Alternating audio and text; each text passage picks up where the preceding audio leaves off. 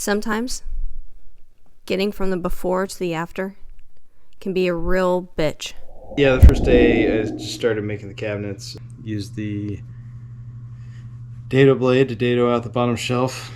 Nailed it in, but nailed it and screwed it all in. Put some bracing in, and that's it. It worked out pretty good so far.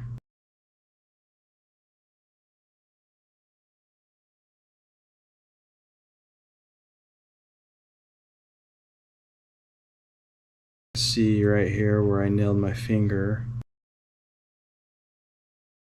Hit that subscribe button so that you can stay up to date with our renovation realities.